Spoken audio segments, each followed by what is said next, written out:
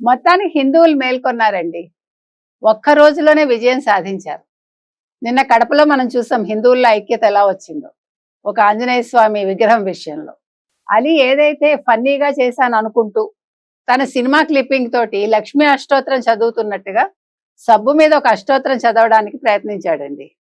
అది రివర్స్ కొట్టింది బాగా. ప్రజలు ఆగ్రహించారు, ముఖ్యంగా హిందువులందరూ కూడా. నువ్వేం చేస్తున్నావు అలీ? మరి హిందూ మంత్రాలు చదువుతున్నావు, దీని బదులు మీ ఖురాన్లో ఉండే మంత్రాలు చదవకపోయావా అని అడిగే స్టేజ్కి కూడా వచ్చారు.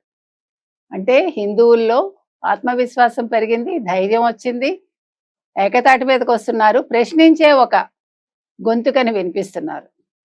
మనం తిరగబడమని చెప్పట్లేదు, నిలబడి పోరాడమంటున్నాం. ఇవాళ అది హిందువుల్లో కనిపిస్తోందండి. వెంటనే అలీ క్షమాపణ చెప్పారు. ఫ్యూచర్లో ఇలాంటివి మీరు సరదాగా తీసుకోకండి. బ్రహ్మానందం చేశారు ఇదే యాడ్. ఆయన ఎంత బాగా చేశాడు.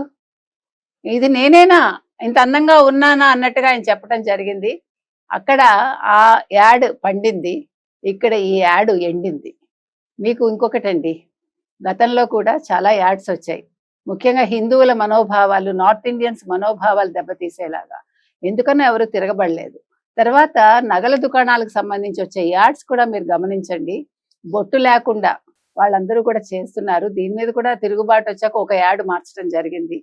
కానీ నేను ఒకటే చెప్తాను హిందువులకి, మీరు పరంపరగా మీ కంసాలు ఎవరైతే ఉంటారో వాళ్ళ దగ్గర నగలు చేయించుకోండి, వాళ్ళ దగ్గర నగలు కొనండి. చిన్న చిన్న దుకాణాల్లో ఎక్కడ కొంటారో, లేదు మీ అమ్మగారు నాన్నగారు, లేదు మీ అత్తగారు మావగారు వాళ్ళు కొనే దుకాణాల్లో కొనండి. ఎందుకు యాడ్స్ చూసి ఇలాంటి వాళ్ళ దగ్గరికి వెళ్ళటం?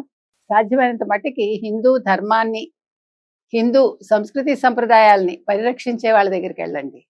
వాటిని భక్షించి మన ఆస్తులు కూడా భక్షించే వాళ్ళ దగ్గరికి వెళ్ళొద్దు, నగలు కొనద్దు. ఇది నా మాట. అదేవిధంగా మనం ఇలాంటి సోప్ యాడ్స్ మీద తిరగబడాలి. అంటే హిందువుల మనోభావాలు